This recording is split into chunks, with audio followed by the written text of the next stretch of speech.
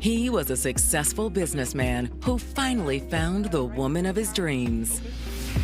They were very much in love. Will you marry me? They were just enjoying the honeymoon phase. But their happily ever after is cut short by gunshots in the dead of the night. I heard pops like a light caliber gun going off. There was screaming, shots fired. People were afraid. The brutal shooting leaves police and family grasping for answers. There were no obvious suspects. She kept saying he's a good man, a good husband. But as the case unfolds, sinful secrets emerge.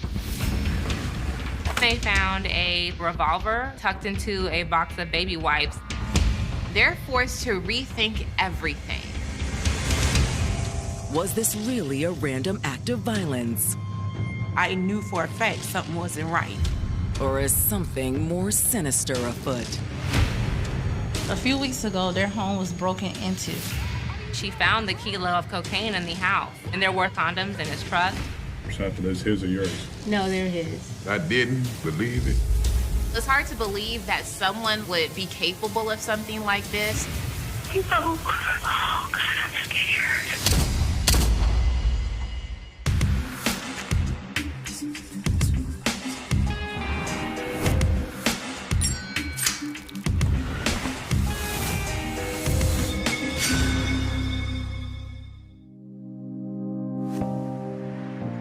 August 2006.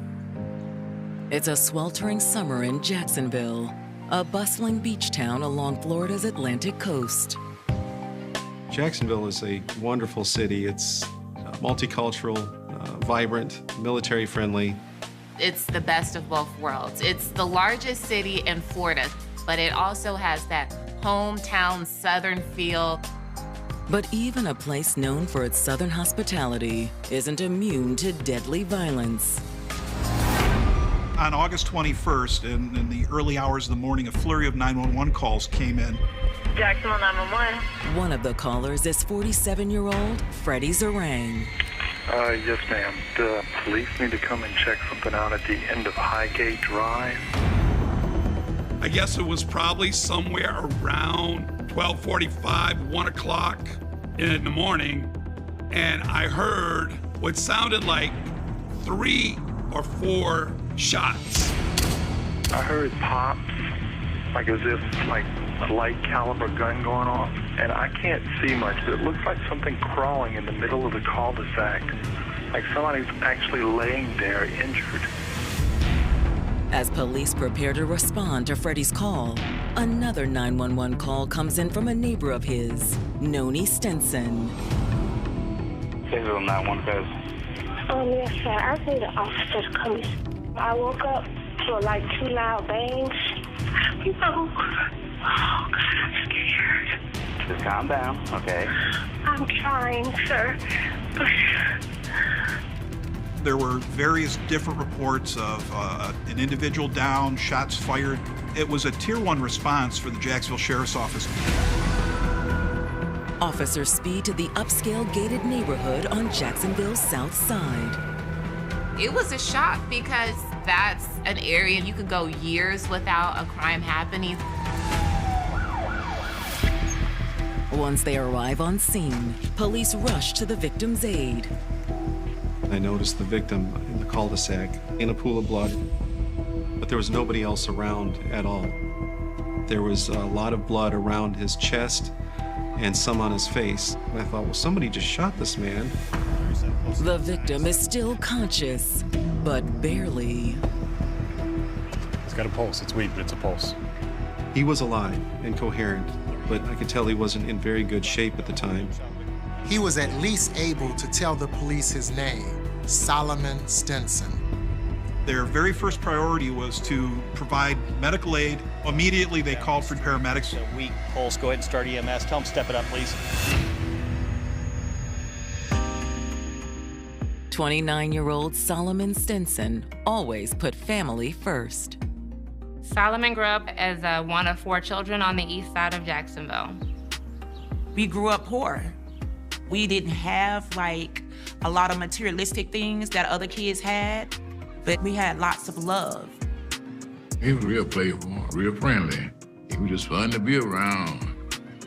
He was trying to please everybody, even when he didn't have to. He always just wanted everybody to be happy. When Solomon reached his teenage years, he fathered a baby girl with his high school sweetheart.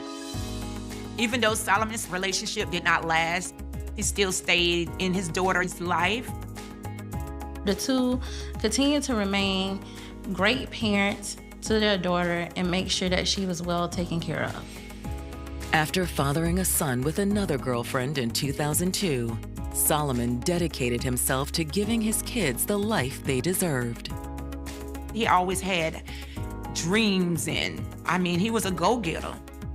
Solomon became an entrepreneur where he started his own business. He opened up a car wash. He also had a landscaping business as well. Running multiple businesses left Solomon little time for love, until a beautiful stranger named Noni Allen walked into his life. Hey. How can I help you today? Just a regular car wash. Okay, well, you came to the right place. Noni met Solomon at the car wash that he owned when she was getting her car cleaned. The two started talking. They really hit it off. Thank you. All right, well, you can just have a seat over there. I'm gonna grab your car and take care of that for you, and I'll bring them back when it's done, okay? Okay, thank you, Solomon. Thank you. Upon cleaning her car, he left his phone number in her middle console. She thought, why not, and gave him a call. A week later, Solomon and Noni were on their first date. They ended up talking late into the night. You just seem like such a great dad. Thank you. I do what I can. I get it. They really seemed to click, and they realized that they really had a lot in common. Solomon learned that Noni was a single mom in graduate school studying psychology. Between school, these kids, it never gets easy. It doesn't. Yeah. Solomon was really impressed to learn that Noni had made the dean's list every single semester and really worked hard to make sure that she provided for her child. My brother liked the fact that she was educated, she was family-oriented, and she seemed like she was a go-getter like him. But Solomon also learned that things weren't easy for a single mother trying to earn her degree. Noni did express to Solomon that she still had great financial struggles. Because Solomon has always been known to want to try to help other people, before they parted ways, that even if he offered her a few $100s. There you go. You do not have to do that. I insist. You deserve it. Thank you. Of course. That's when Noni realized she had met her Prince Charming. Someone that could be a really great provider and also a great partner for life. It didn't take long for the couple's relationship to blossom into a true partnership. They were both very much in love. When Solomon proposed to Noni, she did not hesitate to say yes. Will you marry me? Yes, of course. Oh my gosh. She was very elated and getting ready to spend their forever together. Noni and her daughter moved in with Solomon. The couple pledged their love to one another in a joyful ceremony, surrounded by friends and family. They were just enjoying the honeymoon phase of their marriage, and it wasn't before long before they learned that they would be welcoming a new baby boy. When he found out that he was having a son, he was very excited. After the birth of their new baby, Solomon and Noni also purchased a new home. They found a 2,200 square foot home in one of Jacksonville's nicest neighborhoods. Years of hard work had really paid off for Solomon because he was finally able to move his family into a very safe and gated community. They were a young, upwardly mobile couple. I was very impressed with them. They was living the dream. But now the Stinsons have been jolted out of their dream by the sound of gunshots in the gated community they call home. Once police got on scene, they realized that Solomon has been shot twice, once in the neck and the other in the back. He was covered in blood. But he's still alive. Paramedics were there very quickly, and Mr. Stinson was taken to the hospital. They were doing everything they could to stabilize him until they could get to the ER. It quickly becomes a race against time to save his life.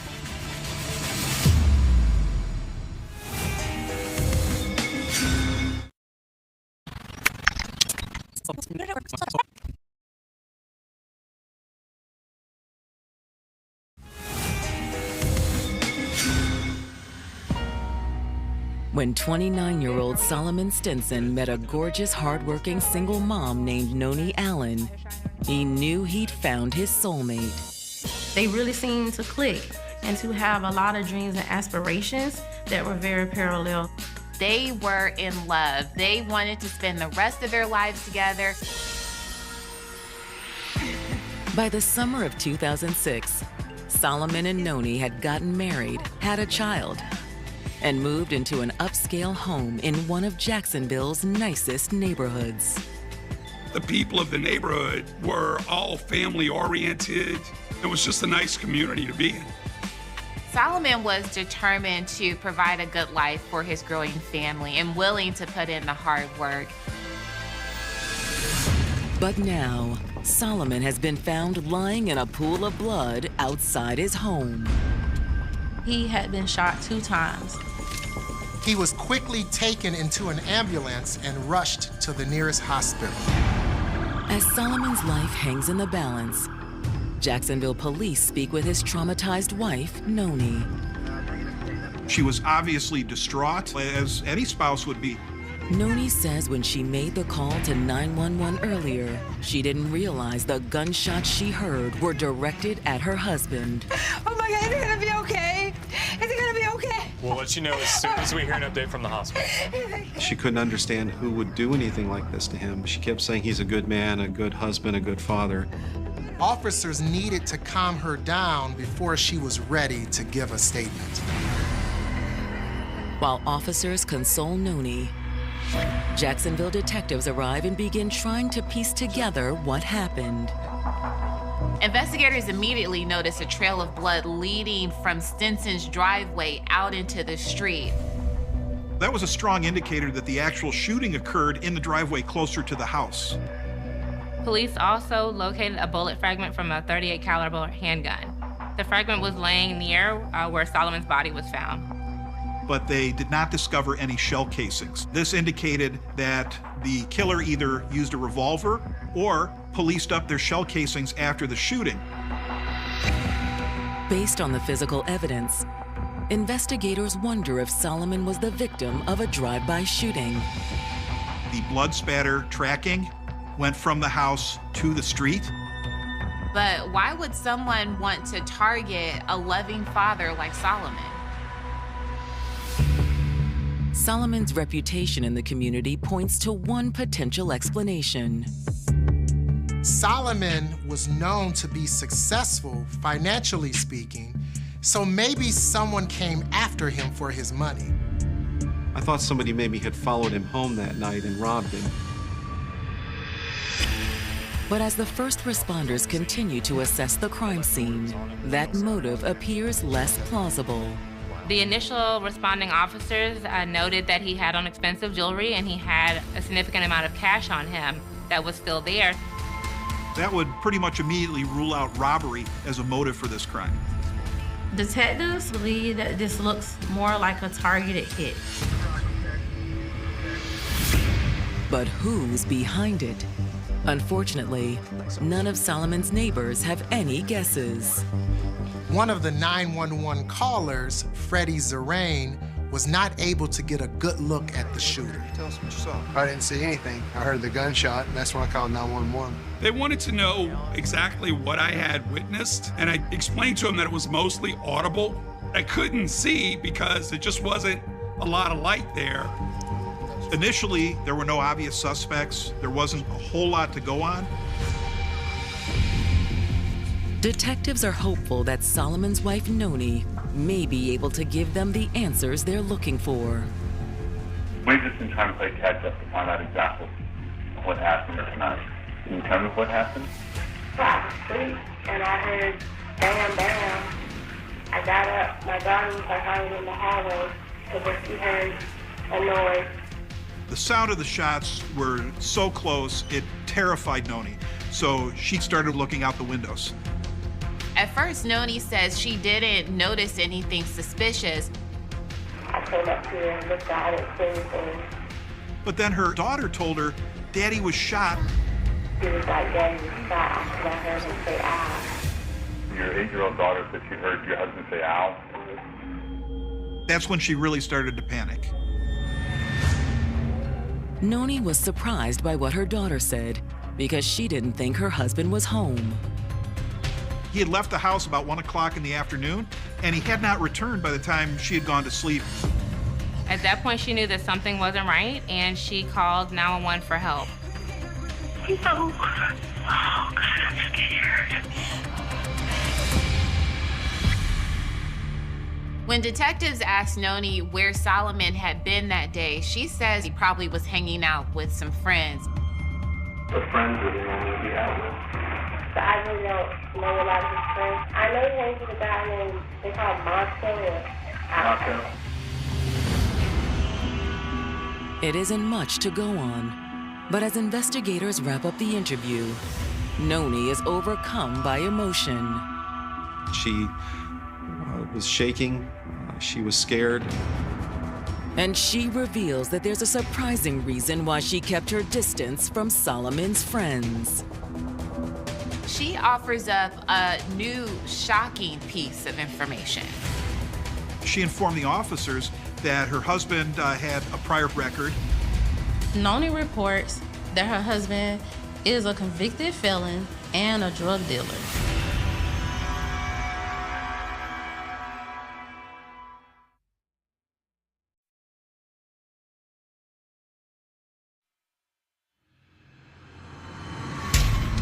After a young father and entrepreneur named Solomon Stinson was gunned down outside his Jacksonville home, local police are struggling to account for the brutal crime. It didn't make sense. Everybody loved him. At this point, police were needing more information, and they were hoping that they could find more information by speaking with Solomon's wife, Noni. Now, Noni has revealed a surprising new piece of information about her husband. Noni says her husband is a convicted felon and a drug dealer. Investigators realize Noni's statement could be the key to unlocking this crime. Drug business goes hand in hand with violence and firearms. Maybe this was a drug deal gone bad. Maybe this was a retaliation or a hit. But before investigators can dig deeper, they receive a phone call about Solomon's condition. They heard from the hospital that Solomon Stinson hadn't survived. At that point, it became a homicide investigation. Ma'am, sorry to tell you, but Solomon didn't make it. When police told Noni that Solomon did not survive, she collapsed to the ground. She was completely overwhelmed with emotion. Solomon's family is just as devastated when they receive the tragic news. When I got that phone call, I just was like, dropped to my knees. I wouldn't have thought in a million years the reality of it. It was a tragedy. I just cried that whole night. It's unbelievable. You know, everyone was hurt, devastated. Investigators know they need to act quickly in order to bring Solomon's killer to justice. Police then gave Noni a moment to, grieve her husband and collect herself before taking her to the station for a more formal interview. There, they implore her to tell them everything she knows about Solomon's illegal activities. She was almost certain that he had been dealing drugs for quite some time. Years, in fact. I mean, just because of the crowd of people he hangs with, stays out late, the money, a lot of cash. A lot of cash and no accountability for the cash. Yeah. Noni says when she confronted Solomon about her suspicions, it didn't go well. What's his reaction? He was like, it's his business, and just... It becomes your business too, your husband and wife. This was actually such an area of contention in their relationship that it led to them splitting up. That's one of the reasons why we separated. How long were y'all separated? A year and a half. But eventually the couple reconciled. They had gotten back together recently because Solomon had informed her that he had straightened up his act. He kind of led me to believe that, he stopped. Now, Noni believes Solomon's promise was a lie. Noni suspected that he was still lying and that he was still engaging in activities that he should not have been. Noni reported a few weeks ago their home was broken into. She felt that that was proof positive that Solomon was still involved in the drug trade. But Noni says drugs weren't the only problem in their relationship. Noni goes on to report that she was a victim of domestic violence from her husband. You ever get arrested for that? Every time. How many times? I think it was twice. And to make matters worse, Noni also suspected that he was cheating on her. She claimed that she found a box of condoms in his truck. Condoms in the truck glove box? Yeah. I'm an equal opportunity interviewer or something. Those his or yours? No, they're his. Detectives end their interview with Noni, stunned by what they've learned. If what Noni is saying is true, there could be multiple people who would like to see Solomon dead. From a scorned mistress to a rival drug dealer. At this point, the investigators really had their work cut out for them.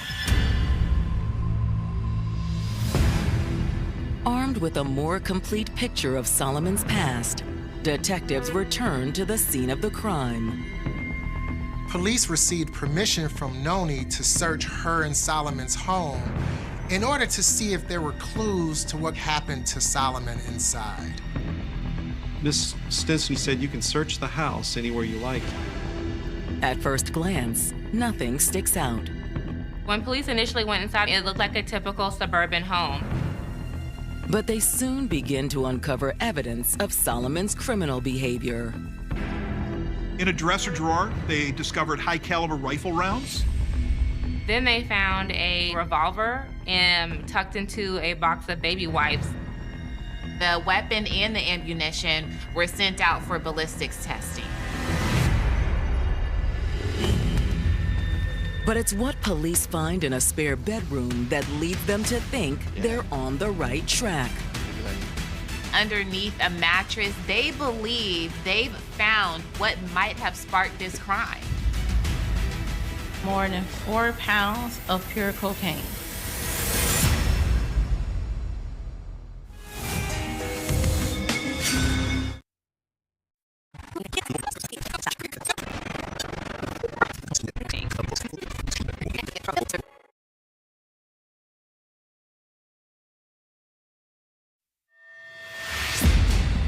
Jacksonville police investigating the death of 29-year-old Solomon Stinson have just made an alarming discovery inside his home. 2 kilos of pure cocaine. Detectives know that it's worth thousands of dollars and could definitely be a motive for the murder. This seemed even more probable based upon the fact that their home had just recently been burglarized. Detectives theorize that Solomon may have surprised the would-be robbers, prompting them to shoot him and flee. Detectives thought that maybe the assailants were caught off guard by Solomon being outside. And instead of finishing the job, they killed him before police arrived. Hoping to drum up leads, investigators turn to their network of street informants. They started putting out feelers. Hey, have you heard any information about someone planning a burglary on the south side? Before long, tips start rolling in. Homicide. One potentially credible tip came in that Solomon was murdered because he had ripped off one of his suppliers. They received another tip that stated that he was killed over a drug disconnect with a guy named One-Eyed Tony. Could One-Eyed Tony be the same man Noni mentioned in her interview that she only knew by the name Macho? Police really struggled to identify who this One-Eyed Tony could be. Solomon's phone records failed to provide any help. Unfortunately, that lead was promising at its inception, quickly turned into a dead end. More than 24 hours after Solomon was killed, the investigation comes to a standstill. But that changes when a new witness comes forward. Have a seat there. Investigators speak to Solomon's sister, Amanda. They learn some new surprising information. I did tell the detective, something ain't right. I believe that this has nothing to do with the drug dealing. Amanda's suspicions revolve around someone else, someone much closer to her brother. I told him to look at Noni Stinson. I believe she's the killer.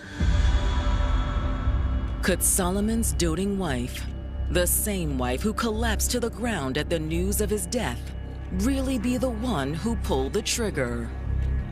For me to speak that, it was the hardest thing for me to do, but I know I needed to say it because it wasn't adding up. Just all the arrows were pointing at her. Amanda lays out exactly why she suspects Noni. It's just the way she's been behaving. It's not normal. What do you mean by not normal? The way she was acting, it wasn't matching up. It wasn't no emotions, it wasn't no feelings. I knew for a fact something wasn't right. Noni would not let her come over anymore and spend time with her. I knew she was keeping something from me. The more questions I began to ask her, the more she started to pull away. Hey, I came to check on you. I've been calling you. Sorry, just been going through a lot lately. Another concerning note was the fact that Noni was trying to schedule the funeral immediately before Solomon's family members could make it into Jacksonville. We need to plan this funeral. How can somebody pass away on a Monday and you trying to bury him on a Wednesday? We was trying to get family come in from out of town to come to the funeral. They couldn't even make it. That's how quick she was still trying to bury him. Listen, Amanda, we just need to get it over with, okay?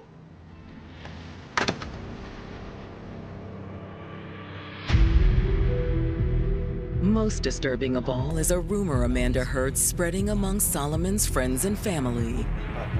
She had heard that Noni was planning to leave the city any day now. It was like she was trying to pack up and rush to go out of town so quickly. I'm telling you, she's about to take off. Where's she going? I don't know. But you guys need to find her and get her before she leaves. All of these actions made her feel suspicious about Noni and what happened that night. Detectives find it hard to square what they're hearing from Solomon's sister with what they know about Noni. Based upon the information they had so far, they had no reason to believe that Noni could have done something like this. During their interview, she was open and honest about saying that she and Solomon had issues that they were trying to work through. Investigators had no reason to doubt Noni's story. She appeared to be forthcoming with them. However, a call from the state crime lab will change everything investigators thought they knew about Noni Stinson. When the police searched the Stinsons' home, they found a revolver tucked underneath some baby wipes. They assumed it belonged to Solomon. The crime lab results came back, and that .38 caliber revolver. It indicated that the bullet fragments that were found next to Solomon's body and inside of his body were a match. Noni had the murder weapon the whole time.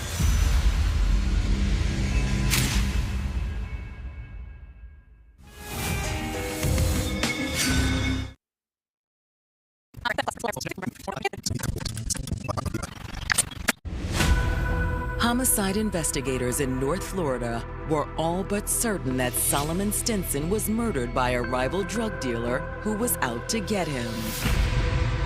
One of their contacts says that Solomon was killed because he failed to pay his supplier for drugs. But now new evidence suggests that Solomon may have been targeted by someone closer to home.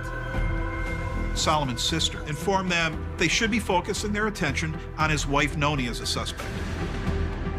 The gun that killed Solomon was in the home the entire time.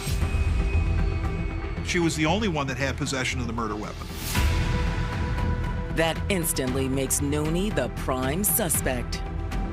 Based on the tip that Noni plans to flee Jacksonville as soon as possible, investigators don't waste any time bringing her in for another round of questioning. And in the interrogation room, detectives start trying to pick Noni's story apart. In her last interview, she said she thought Solomon was cheating on her. Could that be a motive here? He was pissed off when he came home. I didn't know when he came home. I was asleep. Noni just continued to maintain her same story, that she was asleep and awakened at 1:30 by gunshot. When they confront her about the .38 revolver, Noni acts completely surprised by this. Did you fire that gun? No, sir. Have you ever touched that gun? No, sir. Fingerprints aren't going to be on that gun? No, sir. She claims she didn't know the gun even existed. At this point in the interrogation, the detectives directly asked her, "Did you murder your husband with that .38 caliber revolver?" In a fit of anger, mad at him, banging somebody else coming in late at night? Nope. You shoot him with any gun? No, sir. Realizing that she's gone from a witness to a suspect, Noni asks for a lawyer. I don't want to answer any more questions. Okay. Even without Noni's cooperation, detectives believe they are still close to cracking this case. But they still need the hard evidence to prove it. So investigators take Noni's fingerprints. Detectives compare her fingerprints to the prints that were on the murder weapon. It's a match. So after they get that bombshell evidence, they then decide to arrest her for the murder of her husband. At this time, you're under arrest for fatally shooting Solomon Stinson. Oh, God, Lord Jesus. Detectives charge Noni with 1 count of murder and book her in the Duval County Jail. News of her arrest comes as much-needed relief for Solomon's grieving loved ones. When the police called me and told me, forgive my language, I was like, God, I'm so happy that that didn't get away. We still couldn't believe it that it was her. You know, it's hard to believe that she would do something like that.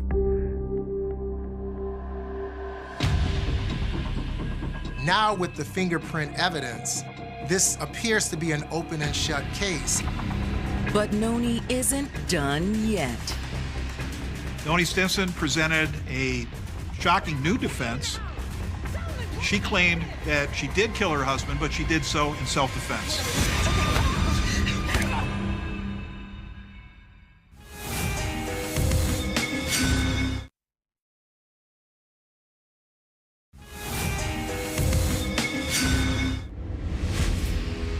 In August of 2006, after Noni Stinson's fingerprints came back as a match to the gun that killed her husband, Jacksonville police charged her with murder. At this time, you're under arrest for fatally shooting Solomon Stinson. Oh, God, Lord Jesus. In the detective's eyes, it's proof that she did kill Solomon.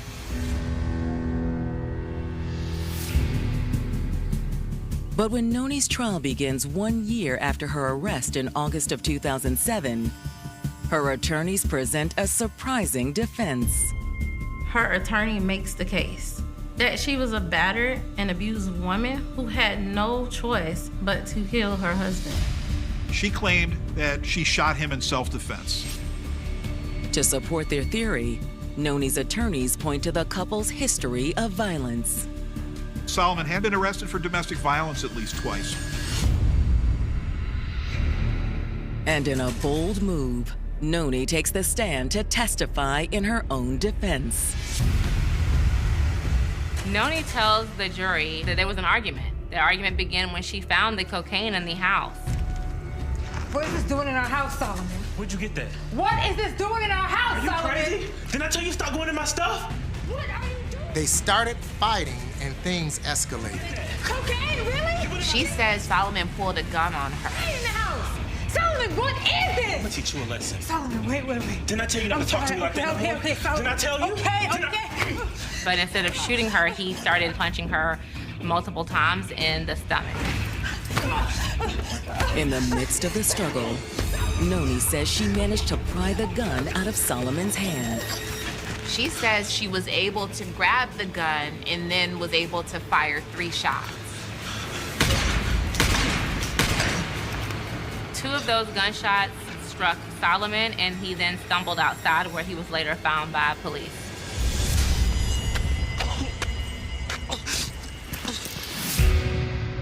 When she was questioned by law enforcement, Noni claimed she was too scared to tell the truth. You shoot him with any gun? No, sir. She told the jurors that as a victim of domestic violence, that she had become accustomed to lying and covering up abuse, and so that the lying to law enforcement was second nature to her. On the surface, Noni's story seems plausible, but prosecutors aren't convinced. When the prosecution has an opportunity to rebut those arguments, they start to rip apart that defense piece by piece. When I first observed Noni Stinson right after the incident, she did not appear to be harmed, or her clothing was not disheveled in any way that I could see. And the house did not look like there had been signs of any kind of struggle. Prosecutors contend that Noni wasn't a battered woman. She was an angry one.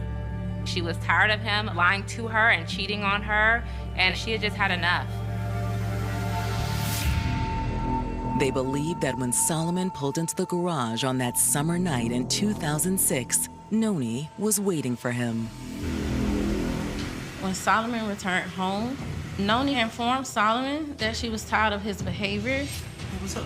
I can't believe you cheating on me again. Cheating on me? Solomon, I can't believe you cheating on me again. What are you talking about? You know what I'm talking about. Get off me. I saw the condoms in your car. At that point is when she pulled out the .38 caliber gun. Baby.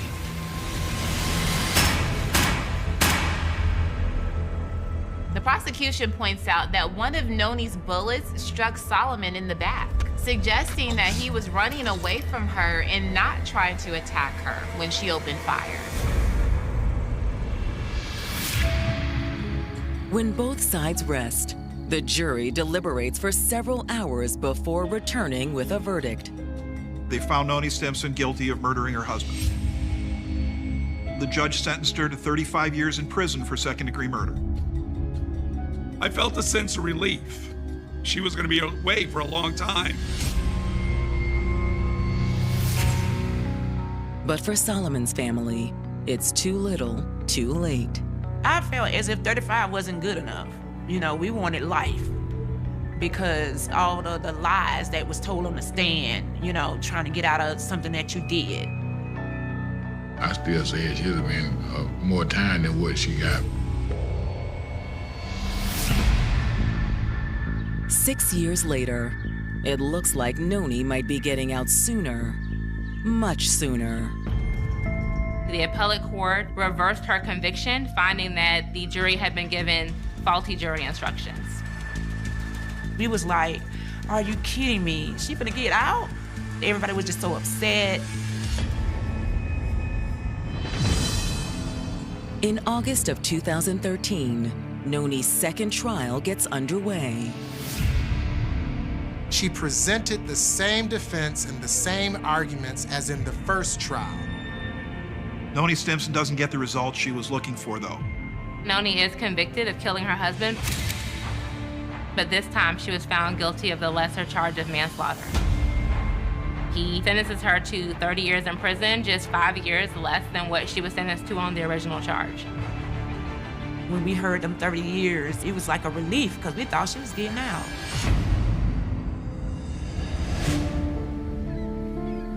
Now Solomon's loved ones are left to grapple with the aftershock of Noni's act of violence.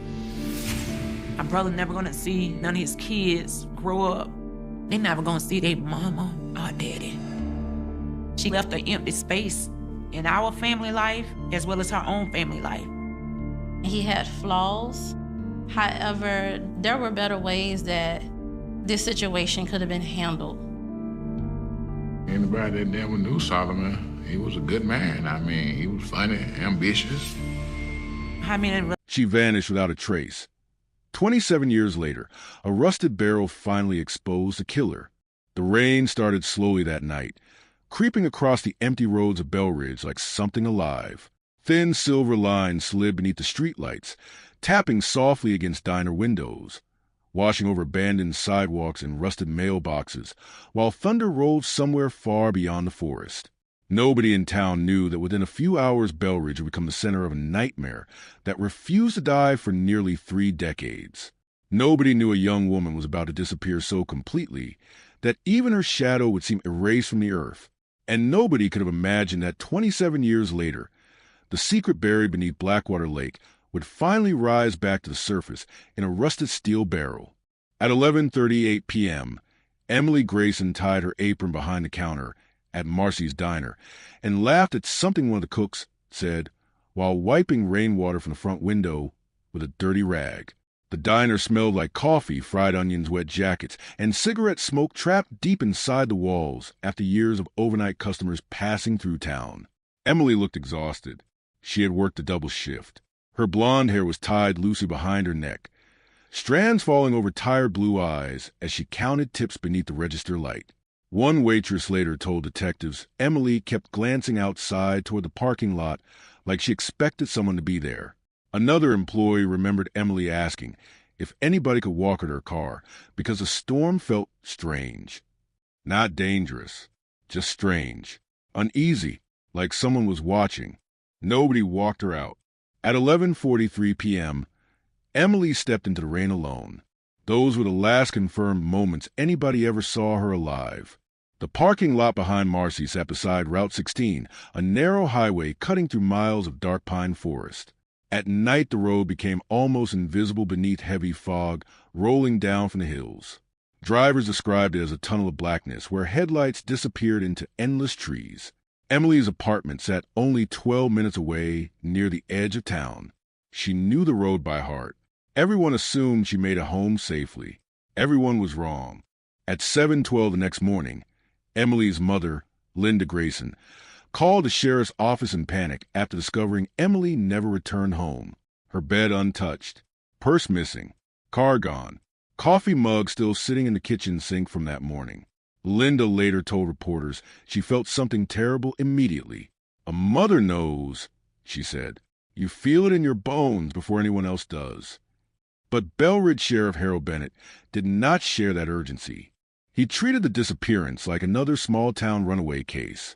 Young woman, 22 years old, independent. Maybe she left with a boyfriend. Maybe she needed space. Maybe she wanted attention.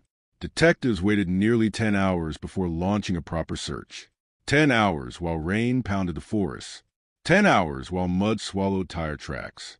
10 hours while whatever evidence existed dissolved into cold black water. By sunset, volunteers spread through Belridge carrying flashlights and radios, shouting Emily's name into the woods surrounding Route 16. Search dogs traced her scent briefly near Old Mill Road before stopping suddenly near a ditch beside the highway. One handler later described the dog's behavior as confused and agitated. They circled repeatedly, barking toward the forest, then refused to continue. That same night, investigators discovered Emily's necklace hanging from a broken tree branch roughly 30 feet from the roadside. The silver chain had snapped violently. One tiny clasp bent inward, like someone had ripped it from her throat. Nearby, deputies uncovered disturbed mud and partial shoe impressions barely visible beneath rainwater. There were signs of a struggle. A deep groove cutting through the mud suggested tires spinning hard before accelerating away from the area. Then another storm swept through Bell Ridge. By morning, the evidence was gone. The disappearance exploded across local television stations within days. Emily's smiling yearbook photo appeared on newspaper front pages, beside headlines screaming missing waitress vanishes in storm, and fears grow in Bell Ridge abduction case.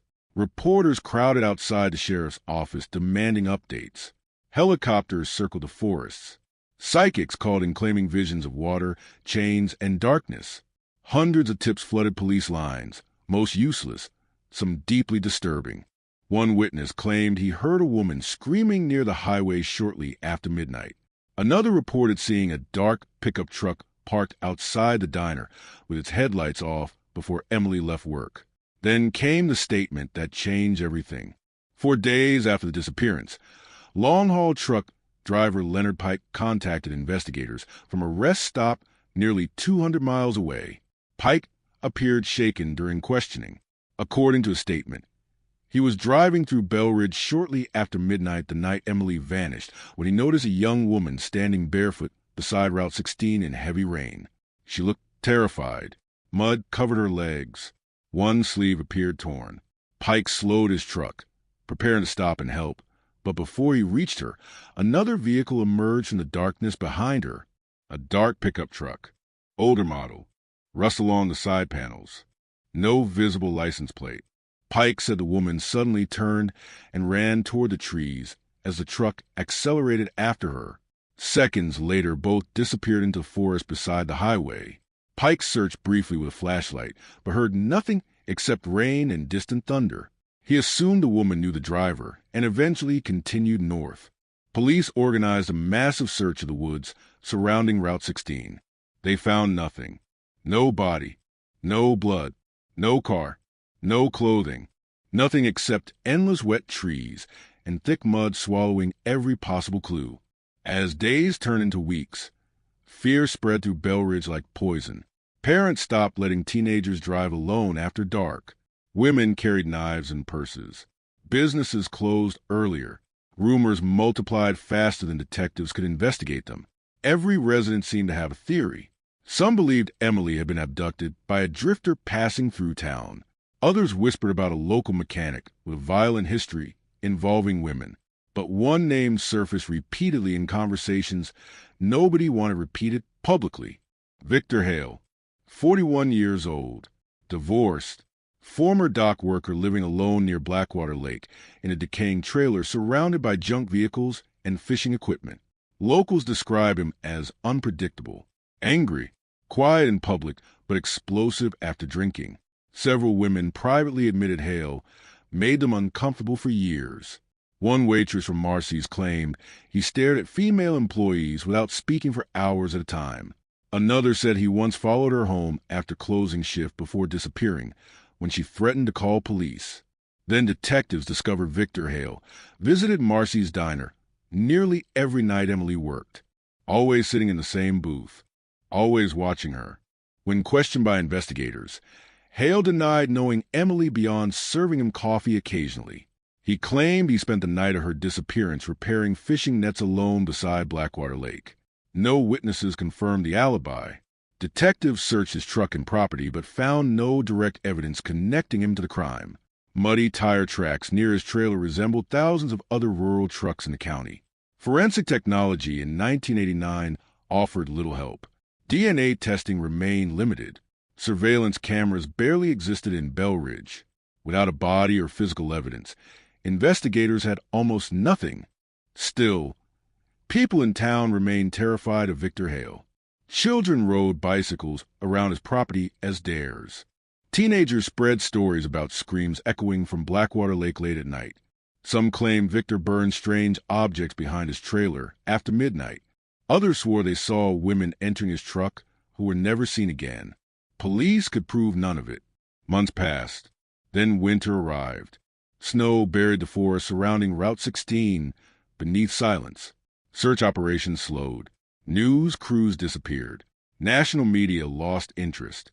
Emily's face vanished from television screens, replaced by newer tragedies, newer headlines, newer missing women from other towns people would soon forget too. But Linda Grayson refused to stop searching. Every weekend she drove the highways surrounding Belridge, pinning flyers onto gas stations and telephone poles while begging strangers for information. She slept with her phone beside her pillow every night for years, hoping Emily might somehow call home. The call never came. In 1990, investigators revisited the possibility Emily knew her attacker personally. Friends described strange incidents occurring weeks before the disappearance. Emily reportedly complained about someone calling her apartment late at night and remaining silent on the line. One co-worker remembered Emily appearing frightened after discovering fresh cigarette butts outside her apartment window, despite nobody in the building smoking. Another witness claimed Emily believed she was being followed after work by a dark truck matching the description Leonard Pike provided. Then detectives uncovered something chilling.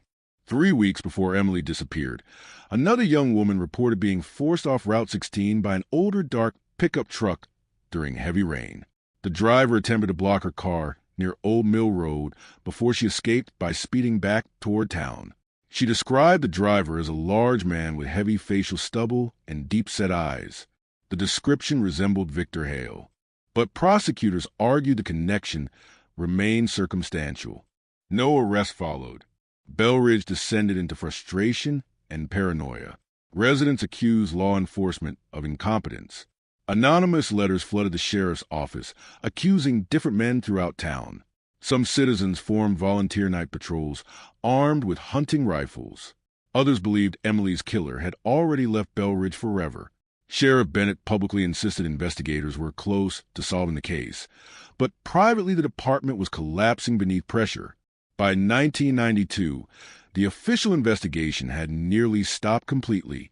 Emily Grayson became another cold case file, gathering dust inside a metal cabinet. But the nightmare was not over, because somewhere beyond the forest surrounding Belridge, somebody still knew exactly what happened that night beneath the storm. Somebody knew where Emily's body had gone. Somebody had lived with that secret every single day for 27 years, while the town slowly drowned beneath fear, rumors, and silence.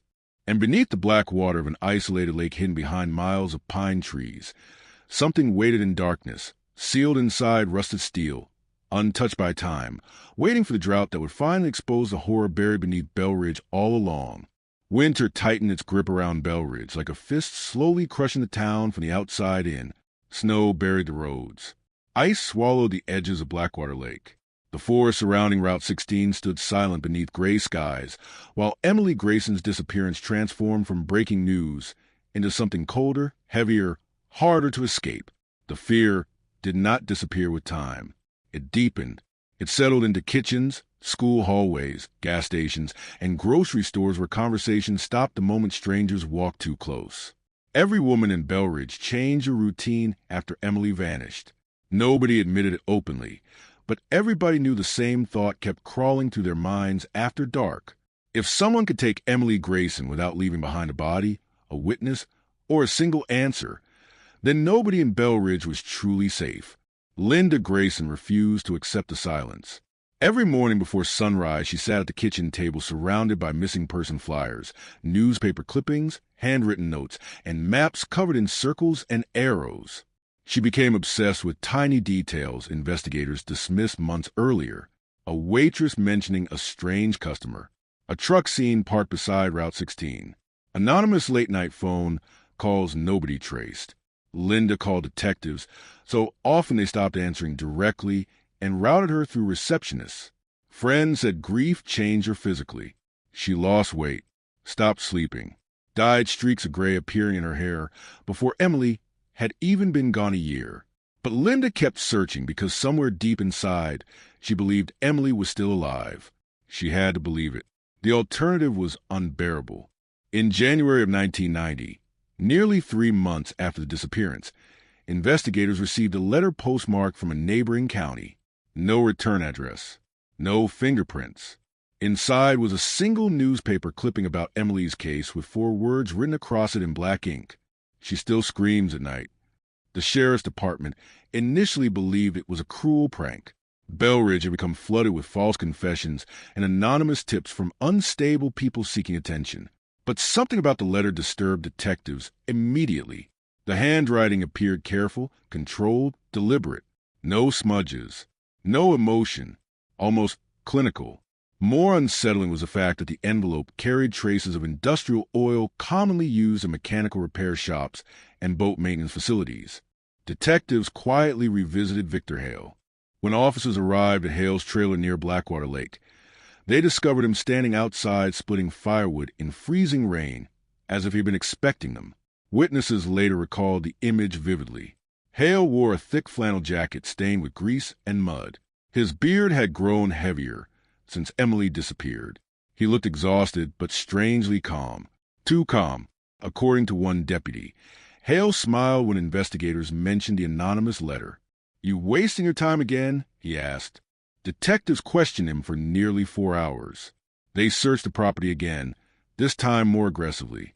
Beneath piles of scrap metal behind the trailer, officers discovered dozens of women's items partially buried in mud and snow. Necklaces, shoes, hair clips, purse straps. Most appeared old and damaged by weather. Hale claimed he collected junk from roadsides and abandoned areas near the lake. Investigators could not directly link any of the items to Emily or other missing women. Still, the discovery horrified Belridge residents once details leaked to local newspapers. Headlines exploded across the county. Police find women's items at property of person of interest. Is Belridge harboring a serial predator? Pressure mounted against Sheriff Bennett. Citizens demanded Hale's arrest. Protesters gathered outside the courthouse, carrying signs with Emily's face. But prosecutors faced the same problem again and again. Suspicion was not evidence. They had no body, no DNA, no murder weapon, nothing placing Emily inside Hale's truck or trailer. The investigation stalled once more beneath legal limitations and public frustration. Then another woman came forward. Her name was Rachel Mercer, 29 years old, divorced mother of one. Rachel told detectives she encountered Victor Hale 6 months before Emily vanished while driving home late at night during heavy rain. According to Rachel, Hale followed her truck for nearly 10 miles along Route 16, flashing his headlights repeatedly. When she finally pulled over believing something might be wrong with her vehicle, Hale stopped behind her and approached carrying a flashlight. Rachel said his behavior changed instantly when he realized she had a child asleep in the back seat. He looked disappointed, she later testified, like he was expecting me to be alone. She drove away before anything happened. At the time, she dismissed the encounter as bizarre but harmless. After Emily disappeared, she became convinced Hale intended to attack her that night. Detectives added the statement to the growing file against him, but again there was not enough evidence for criminal charges. Months became years.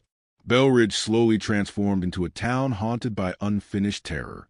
The diner where Emily worked remained open, but employees refused to leave alone after closing.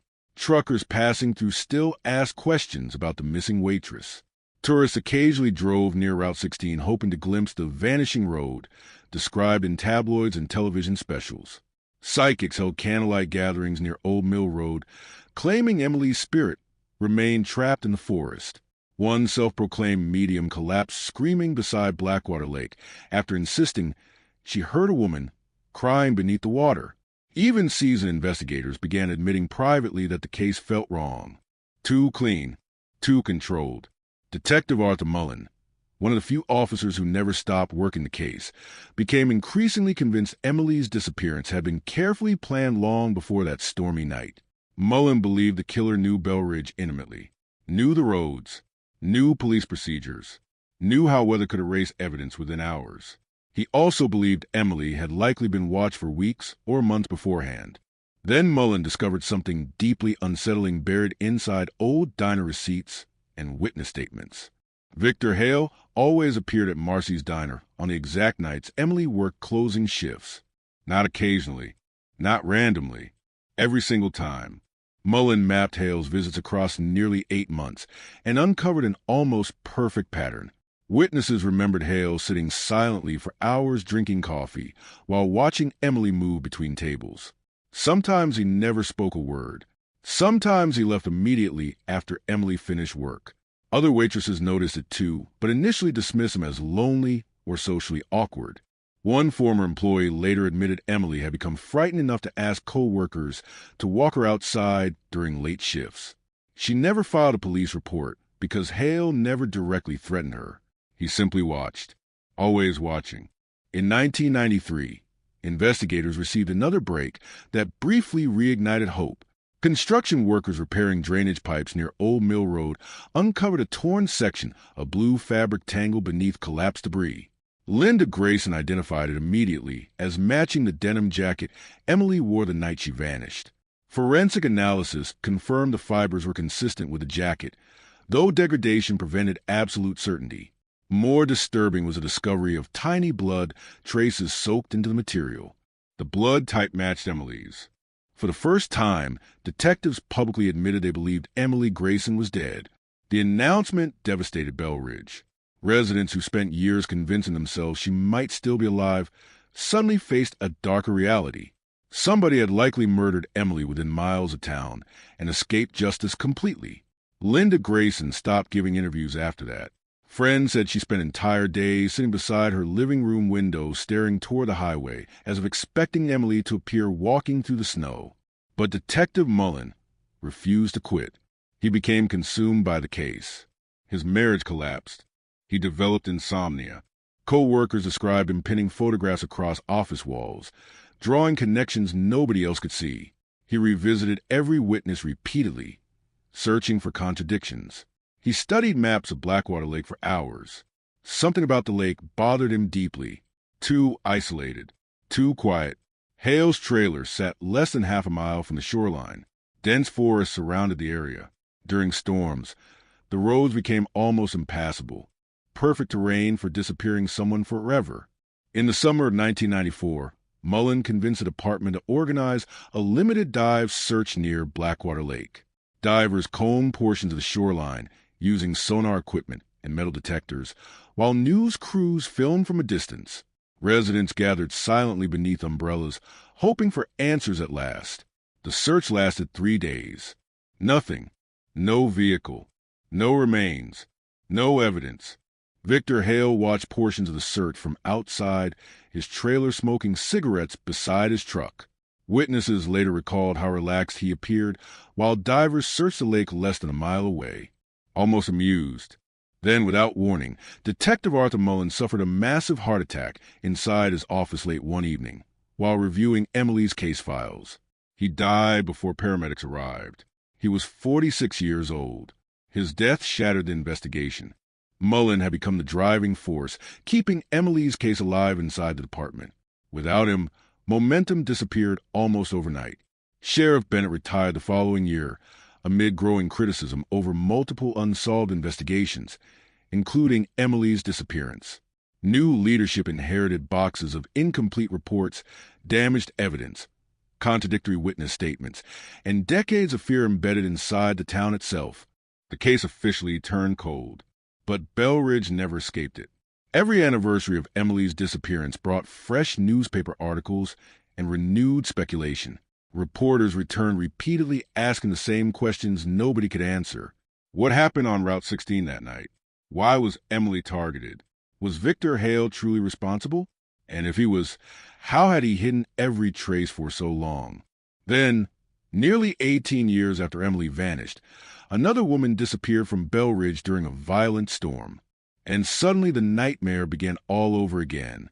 The storm returned to Bell Ridge on September 3rd, 2007. Almost exactly the way older residents remembered the night Emily Grayson vanished. Thick black clouds rolled over the forest before sunset. Rain hammered rooftops hard enough to shake windows. Route 16 disappeared beneath fog and water, while emergency scanners crackled nonstop with reports of fallen branches, flooded roads, and disabled vehicles stranded along the highway. By midnight, the town looked submerged in darkness. And somewhere inside that darkness, another woman vanished. Her name was Carla Mendez, 26 years old, dark hair, sharp sense of humor, bartender at Riley's Tavern on the south edge of Bell Ridge. Unlike Emily, Carla wasn't planning to leave town. She had grown up in Belridge and stayed despite years of hearing stories about disappearances, rumors, and the monster people whispered about after midnight. Friends describe her as fearless, stubborn, the kind of woman who laughed directly in the face of danger. But even Carla reportedly became uneasy during the weeks leading up to her disappearance. Co-workers later told investigators she complained about seeing the same truck parked outside the tavern multiple nights in a row. Dark pickup, older model, rust along the side, one broken taillight. The description hit detectives like a gunshot. By then, many younger officers barely remembered the Emily Grayson case beyond faded newspaper clippings stored in evidence archives. But older investigators immediately understood what it meant. After nearly 2 decades, Belridge was staring directly at the same nightmare again. Carla finished work shortly after 12:30 a.m. Security cameras inside Riley's Tavern captured her putting on a black leather jacket while joking with co-workers near the front entrance. She looked tired but relaxed. Nothing unusual. Nothing suggesting she was moments away from disappearing forever. Outside, heavy rain blurred the parking lot beneath orange streetlights. Witnesses recalled seeing Carla glance toward the road before leaving as if she noticed something unsettling in the darkness. At 1:07 a.m., a gas station camera roughly 3 miles away captured Carla's red Honda Civic driving east along Route 16. She never reached home. At 8:20 the following morning, a fisherman discovered Carla's abandoned vehicle near the northern edge of Blackwater Lake. Driver's side door hanging open, keys missing, purse still inside, rainwater pooled across the seats. There were no signs of collision or mechanical failure. More disturbing was what investigators noticed immediately after arriving at the scene. Fresh tire impressions, large truck tires, deeply embedded in the mud directly behind Carla's car. The pattern resembled the same style of heavy-duty tires commonly used on older pickup trucks. Belridge erupted into panic. News crews flooded the town within hours after local reporters connected Carla's disappearance to Emily Grayson's unsolved case from 1989. Television stations replayed old footage of Emily's grieving mother beside new images of Carla's abandoned car near Blackwater Lake. Residents who spent years convincing themselves the nightmare belonged to the past suddenly realized the predator might still be alive, still watching, still hunting. And once again, every road led investigators back to Victor Hale. By 2007, Hale was 59 years old and living alone in the same deteriorating trailer beside Blackwater Lake. Time had transformed him into something even more unsettling. He rarely appeared in public anymore. Neighbors described him as paranoid and aggressive. Security cameras now covered sections of his property facing the road. Floodlights surrounded the trailer. Some residents claimed Hale walked the shoreline, carrying a flashlight late at night, muttering to himself.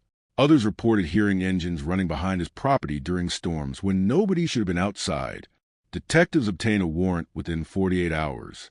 This time the search became massive. State police joined local investigators.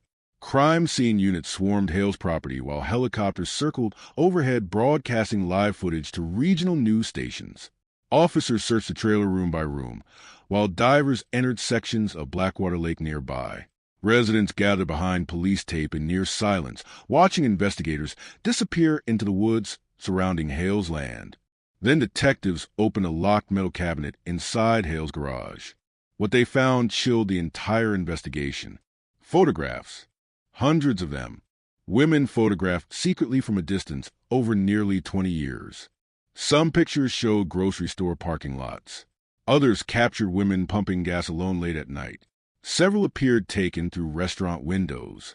One blurry photograph unmistakably showed Emily Grayson leaving Marcy's Diner shortly before her disappearance in 1989. Another showed Carla Mendez standing outside Riley's Tavern only days before she vanished. Investigators also discovered maps marked with handwritten notes beside locations throughout Belridge. Several notes referenced weather conditions, traffic patterns, and closing hours for local businesses. One line written beside Route 16 simply read, "Storms keep people blind." The discovery horrified even veteran detectives. But once again, the evidence stopped just short of proving murder. No blood, No remains. No direct forensic connection placing Carla or Emily inside Hale's truck or trailer. Victor Hale denied everything. He claimed he enjoyed photography, claimed he liked tracking routines, claimed he had no idea what happened to either woman. The district attorney faced enormous public pressure to file charges anyway, but prosecutors feared losing the case without stronger physical evidence. Belridge exploded in outrage when Hale walked free after 48 hours of questioning. People screamed outside the courthouse as he exited surrounded by deputies. Someone threw a bottle at his truck. Another person shouted, "You buried them." Victor Hale never responded. He simply drove away through the rain toward Blackwater Lake, while reporters chased behind him. Then the anonymous letters started again. 3 weeks after Carla vanished, Belridge police received another envelope with no return address. Inside said a newspaper clipping about Carla's disappearance, and 6 words typed across white paper using an old typewriter. "You already searched the wrong lake." Detectives immediately reopened old maps from the Emily Grayson investigation. Belridge sat surrounded by multiple isolated bodies of water hidden deep within logging territory beyond Route 16. Search teams expanded outward using cadaver dogs, helicopters, sonar equipment, and volunteer groups combing forests mile by mile. The operations lasted nearly 2 months. Nothing. No Carla. No Emily. No graves. No murder weapon. Only endless woods stretching beneath cold skies, while fear consumed the town all over again. But investigators discovered something else during the renewed search. Something nobody expected. A former Belridge resident named Owen Mercer contacted detectives after recognizing Victor Hale's face on television coverage. Mercer had lived near Blackwater Lake during the late 1980s before moving away. According to his statement, he once witnessed Hale dragging a large blue barrel from the back of his truck during a thunderstorm roughly 1 week after Emily disappeared. Mercer claimed the barrel looked extremely heavy. Hale allegedly rolled it toward an old fishing boat near the shoreline before noticing Mercer, watching from a distance. The next morning, the barrel was gone. Mercer admitted he never reported the incident because he feared Hale. Detectives immediately organized another dive operation across Blackwater Lake focused specifically on locating barrels, metal containers, or submerged debris. Sonar scans revealed dozens of anomalies beneath thick mud and dark water accumulated over decades. Divers recovered engine blocks, rusted appliances, shopping carts, and scrap metal dumped illegally for years. Every discovery reignited public frenzy. Every recovered object triggered headlines. Still no bodies. Meanwhile, Victor Hale's behavior became increasingly erratic. Neighbors reported hearing him screaming inside his trailer late at night. One witness claimed Hale burned stacks of papers behind his property after midnight shortly following the police search. Another reported seeing him drive repeatedly around Blackwater Lake during severe storms.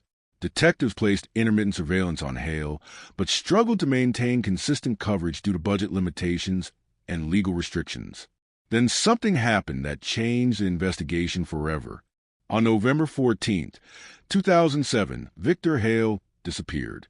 Police arrived at his trailer to execute another search warrant after obtaining new evidence related to Carla's vehicle. Instead, they found a property abandoned, Hale's truck missing, cabinets emptied, surveillance cameras smashed, half-burned documents scattered beside a fire pit behind the trailer. Detectives launched a regional manhunt believing Hale might attempt suicide or flee across state lines. 3 days later, a hunter discovered Hale's truck abandoned deep inside logging territory, nearly 80 miles north of Belridge. No sign of Hale. Search teams combed the forest for nearly a week. Nothing. Then, just as suddenly as he vanished, Victor Hale returned on his own. At 2:13 a.m. on November 22nd, Hale walked into a rural sheriff's station 2 counties away soaked by rain and mud. He appeared exhausted and disoriented. According to deputies present that night, Hale repeatedly muttered the same sentence under his breath while staring at the floor.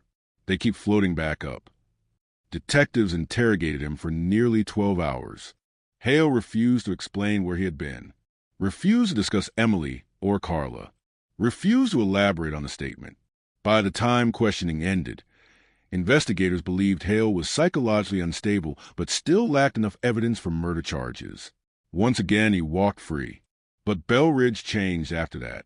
People stopped viewing Victor Hale as merely suspicious. They became convinced he was a killer hiding in plain sight. Children crossed streets to avoid his truck. Businesses refused service when he entered. Someone spray-painted Monster across the side of his trailer one night. Another resident fired a shotgun through his mailbox. Yet despite the hatred surrounding him, Hale remained untouchable. Years passed again. Carla Mendez remained missing. Emily Grayson remained missing. Blackwater Lake remained silent. Then, during the brutal summer drought of 2016, the water level around the lake dropped lower than anyone had seen in nearly half a century. Muddy shorelines stretched outward beneath dead trees, and exposed debris long hidden beneath dark water. Residents wandered across newly revealed sections of lake bed collecting old bottles, rusted tools, and fishing equipment buried decades earlier.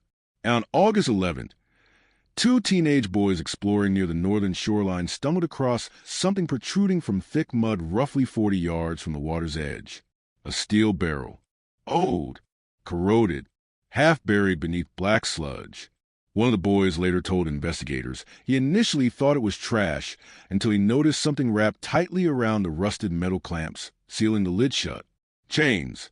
The smell reached them before the barrel was fully uncovered. Rot. Chemical sludge.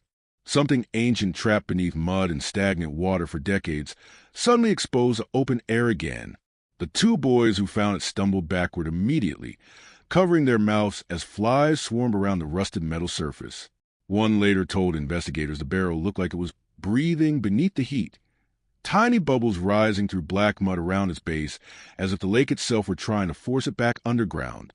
The chains wrapped around the lid had fused together with corrosion. Thick rust coated every inch of steel. Whatever had been hidden inside that barrel had remained untouched beneath Blackwater Lake for years. At 4:47 p.m., Bell Ridge police sealed off the northern shoreline. Within an hour, the scene exploded into chaos. State investigators arrived alongside forensic teams, divers, crime scene photographers, reporters, and emergency personnel, while helicopters circled overhead broadcasting live images across regional television. Residents gathered behind yellow tape in stunned silence as officers carefully dug the barrel free from hardened mud. Some people already knew before the lid opened. They could feel it. Bell Ridge had carried this nightmare too long. Everyone understood the lake was finally giving something back. And everybody was thinking the same name, Emily Grayson. Detectives transported the barrel beneath floodlights to a temporary forensic tent erected near the shoreline. Cameras flashed nonstop through the evening rain, while investigators worked in protective suits around the heavily corroded container. News reporters spoke in hushed voices into microphones, describing the moment like the discovery of a buried war grave. Nobody in Bell Ridge slept that night. At 8:12 p.m., forensic technicians finally cut through the rusted clamps, sealing the lid shut. Several investigators immediately turned away. One vomited behind the tent. Inside the barrel were human skeletal remains wrapped in decayed plastic sheeting bound tightly with heavy industrial chain. Layers of concrete surrounded portions of the remains, apparently poured into the container to weigh it down before disposal. But what froze the entire scene into silence was the object attached to one skeletal wrist, a silver bracelet. Tiny engraved letters barely visible beneath years of corrosion. Emily. Word spread through Bell Ridge within minutes. Residents flooded social media pages and emergency scanner forums, while television stations interrupted programming with breaking news alerts. Emily Grayson's mother received a phone call shortly after 9 p.m. Neighbors later described hearing Linda screaming from inside her home before collapsing onto the kitchen floor. 27 years of uncertainty ended in a single moment beside Blackwater Lake. Emily was never coming home. The following morning, forensic experts confirmed the remains belonged to a female approximately matching Emily's age and physical profile. Dental comparisons would later establish official identification beyond doubt. But investigators already understood something even more horrifying. The barrel had not drifted randomly into the lake. Someone deliberately placed it there. Someone chained it, weighted it with concrete, and hid it beneath water only half a mile from Victor Hale's trailer. Bell Ridge erupted. Crowds gathered outside the sheriff's department demanding Hale's immediate arrest. News vans lined every major road entering town. Former investigators returned for interviews describing decades of mistakes and missed opportunities. National crime shows began airing special reports within days. Suddenly, Bell Ridge became infamous across the country. The town where a missing woman spent 27 years hidden beneath a lake, while her suspected killer lived nearby in plain sight. Detectives launched the largest investigation in county history. Every inch of Blackwater Lake became an active crime scene. Divers returned to the water searching for additional barrels or evidence hidden beneath the mud. Cadaver dogs swept surrounding forests. Ground-penetrating radar scanned land surrounding Victor Hale's abandoned property. Forensic accountants reopened financial records stretching back decades. Detectives re-interviewed nearly every surviving witness connected to Emily's disappearance. And almost immediately, disturbing new details began emerging. The barrel itself originated from a manufacturing company located less than 15 miles from Bell Ridge. Employment records revealed Victor Hale worked temporary dock contracts for the company during the late 1980s. The industrial chain wrapped around the remains matched equipment frequently used at the shipping yard where Hale once worked.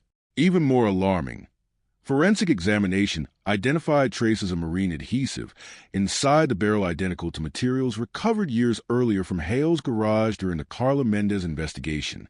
For the first time in nearly 3 decades, investigators believed they finally had enough evidence to charge Victor Hale with murder. There was only one problem. Nobody could find him. When detectives arrived at Hale's trailer less than 12 hours after the barrel discovery, the property sat empty, windows broken, doors hanging open, dust-coating furniture inside. It looked abandoned for years despite witnesses claiming Hale still lived there recently. The trailer smelled of mildew, oil, and stagnant water. Officers discovered stacks of old newspapers covering the walls from floor to ceiling. Nearly every article involved missing women, unsolved murders, or cold cases from surrounding counties. Some articles contained handwritten notes in the margins. Too careless. She trusted him. Storm covered everything. Then investigators entered the back bedroom. The room stopped veteran detectives cold. Photographs covered every wall. Hundreds of women, some smiling, some unaware they were being watched. Many appeared frightened after noticing the camera. Several images showed women entering vehicles alone at night.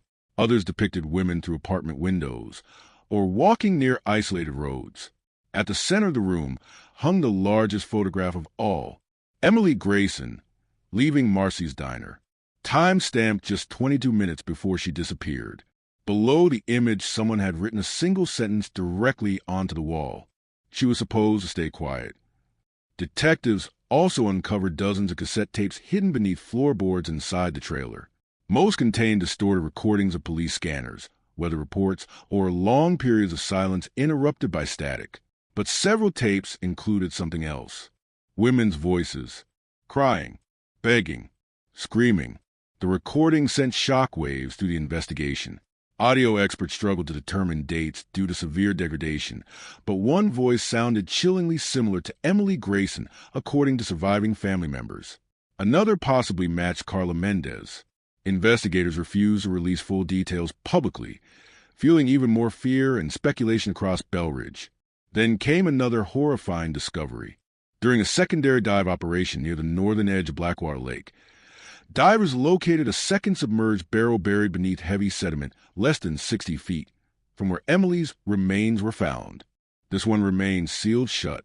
News helicopters captured recovery live. Bell Ridge watched in collective horror as cranes lifted the corroded container from dark water, dripping black sludge back into the lake. Investigators transported it beneath armed escort to a secure forensic facility, while reporters speculated nonstop about what waited inside. At 2:16 a.m. the following morning, forensic technicians opened the second barrel. Inside were the skeletal remains of another woman. Dental records confirmed the identity 48 hours later. Carla Mendez. Bell Ridge descended into outrage unlike anything the town had ever experienced. 2 women, 2 barrels, hidden beneath the same lake near the same suspect's property. Suddenly, decades of rumors no longer sounded paranoid. Residents began wondering how many other victims remained undiscovered beyond the forest surrounding Route 16. State investigators formed a multi-agency cold case task force within days. Detectives reopened disappearances stretching back nearly 40 years across neighboring counties. Missing hitchhikers, runaways, unidentified remains discovered near highways, women last seen during storms. Every unsolved case now carried one terrifying question attached to it. Was Victor Hale responsible? But as investigators expanded the search, Victor himself remained missing. Authorities issued a nationwide warrant charging Hale with multiple counts of murder, unlawful disposal of human remains, kidnapping, and obstruction of justice. His face appeared across television screens nationwide, beside headlines calling him the Blackwater Killer. Tips flooded in from multiple states claiming sightings of Hale at truck stops, motels, campgrounds, and rural highways. Most proved false. Then detectives received a call from an elderly woman living near the outskirts of Belridge. Her statement changed the entire timeline of the investigation. The woman, Margaret Holloway, claimed she saw Victor Hale driving toward Blackwater Lake during the early morning hours after Emily disappeared in 1989. According to Holloway, Hale's truck appeared heavily weighted in the back, riding unusually low near the rear axle. She specifically remembered seeing what looked like a large blue barrel partially covered by a tarp inside the truck bed. At the time, she thought nothing of it. Now she realized exactly what she had witnessed. Investigators also uncovered old marina receipts proving Hale rented a small fishing boat the week Emily vanished. The same type of marine adhesive discovered inside the barrel had been purchased by Hale only days earlier, according to surviving hardware store records. Piece by piece, the monster Belridge feared for decades finally emerged into full view. But even then, there remained something deeply unsettling about the evidence. Emily and Carla had both vanished during violent storms, both abducted late at night, both hidden inside weighted barrels, both dumped in the same lake. The precision suggested planning, control, experience, and investigators could not shake one impossible thought. If Victor Hale committed these murders successfully for decades, how many times had he done it before? Search teams intensified operations around Blackwater Lake throughout the autumn of 2016. Divers recovered additional chains, sections of torn plastic sheeting, women's jewelry, and degraded clothing fragments from beneath layers of sediment. Cadaver dogs repeatedly alerted near isolated portions of shoreline beyond Hale's former property. Excavation crews uncovered burned pits containing damaged bone fragments too degraded for immediate identification. The deeper investigators searched, the darker the case became. Then, on October 3rd, nearly 2 months after the first barrel surfaced, authorities received a call from a hunter deep within the forest north of Belridge. He claimed he discovered an abandoned hunting cabin hidden miles from the nearest road. Inside, someone had covered the walls with newspaper clippings about Emily Grayson. And beneath the cabin floorboards, investigators found something wrapped carefully inside oil-stained canvas. A driver's license, issued to Victor Hale, alongside a loaded revolver, and a handwritten note containing only 6 chilling words. They should have left the lake alone. The cabin sat hidden beneath dense pine trees nearly 30 miles north of Belridge, invisible from the nearest road unless someone knew exactly where to look. Moss covered the roof. Broken branches blocked the narrow trail leading toward it. Rainwater leaked through warped wooden boards, while dead leaves collected against the doorway, like the forest itself had been trying to bury the structure for years. Hunters occasionally passed through the region during deer season, but almost nobody ventured deep enough into the woods to find it. That isolation made the discovery even more terrifying. Someone had been living there recently. Investigators entered cautiously at dawn. The inside looked frozen in time.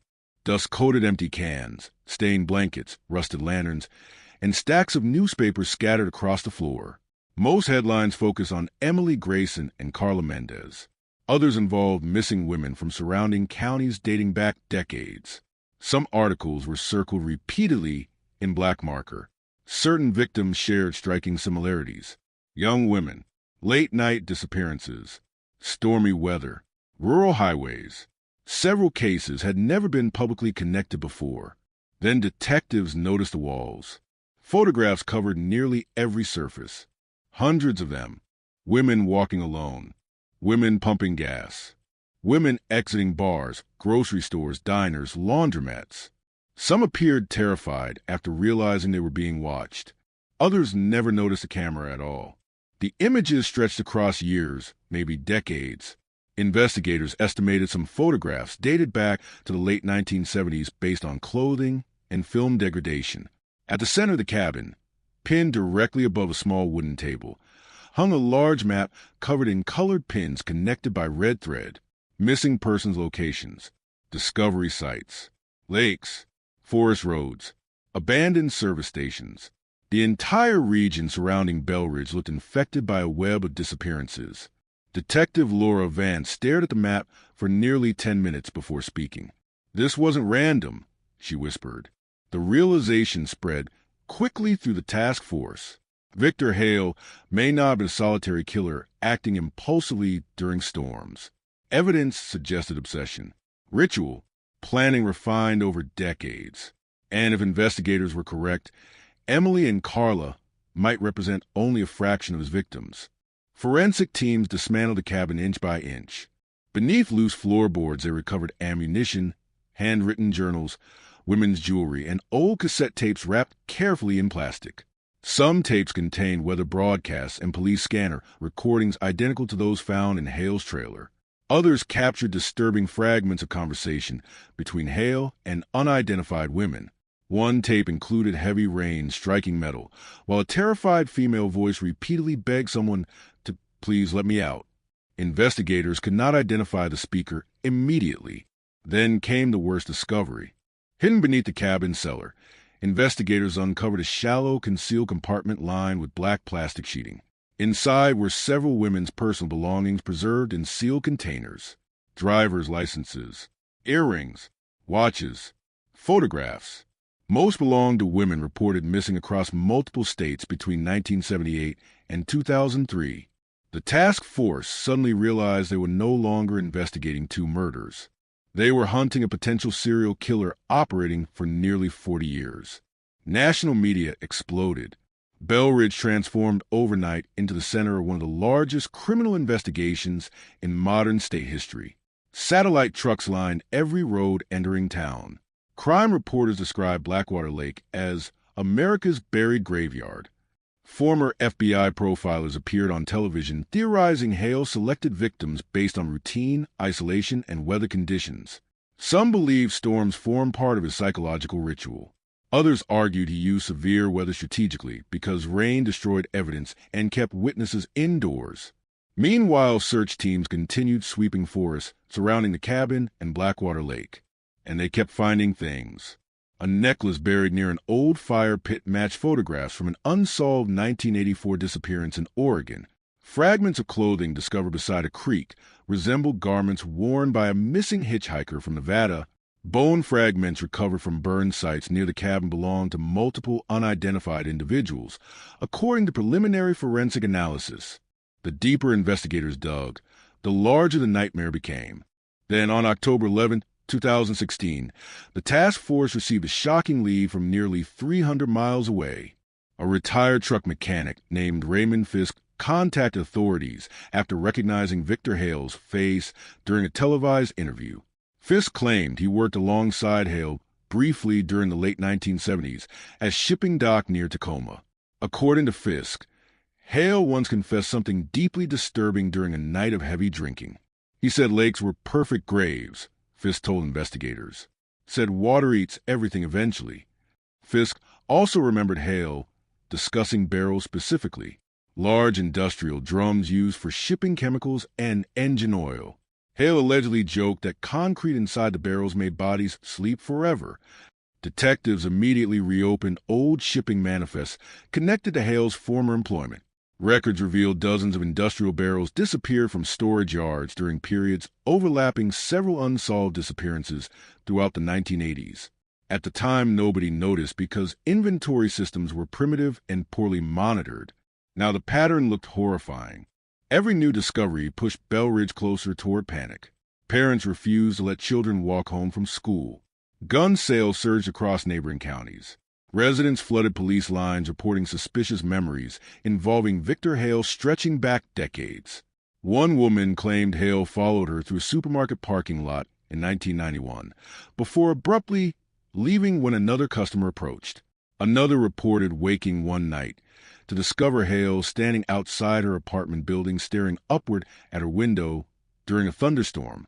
Then a former Belridge deputy came forward with information investigators had never heard before. His name was Calvin Reese. Reese admitted that shortly after Emily disappeared in 1989, he responded to a late-night disturbance call near Blackwater Lake involving Victor Hale and another unidentified man. According to Reese, the men were unloading something heavy from a truck near the shoreline during severe rain. When confronted, Hale became aggressive and claimed they were disposing of damaged fishing equipment. Reese briefly inspected the truck bed, but heavy tarps concealed most contents. He allowed them to leave after checking identification.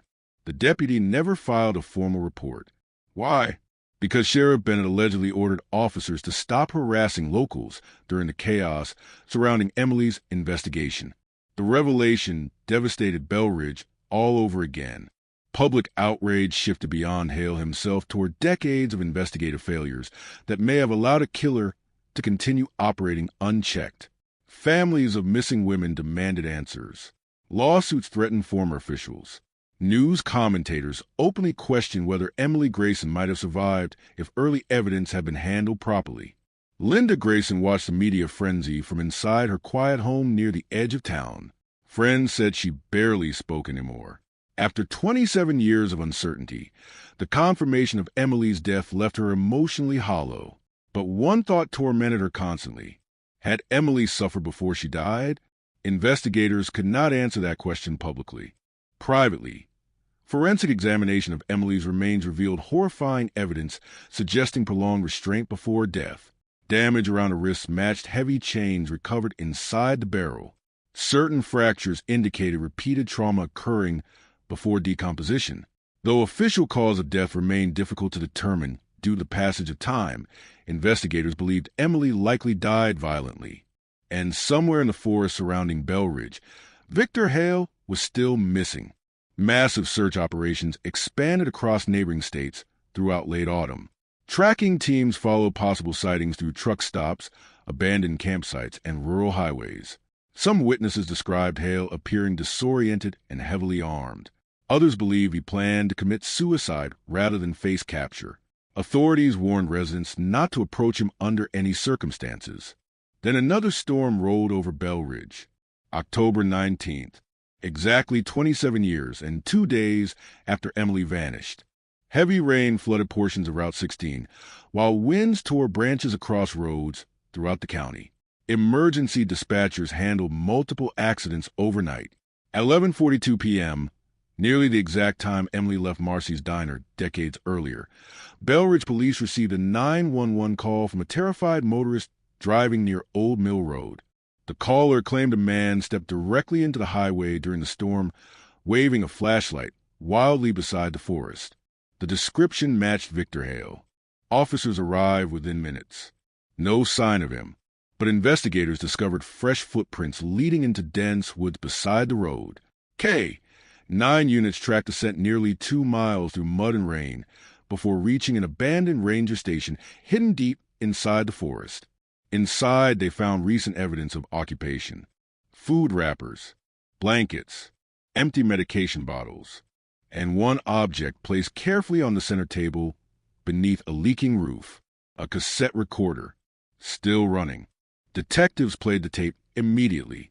At first, only static and heavy rain filled the recording.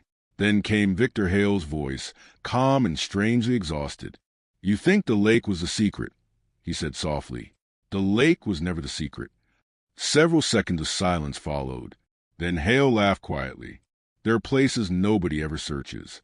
The recording abruptly ended with a loud metallic sound followed by what investigators later described as distant screaming.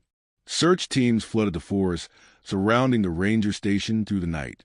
Helicopters scanned logging roads with thermal imaging equipment. Officers combed ravines, caves, abandoned mine shafts, and remote hunting camps. Rain hammered the region nonstop, turning trails into rivers of mud. Just before dawn, one search team discovered fresh tire tracks leading toward an isolated quarry long abandoned outside Bell Ridge.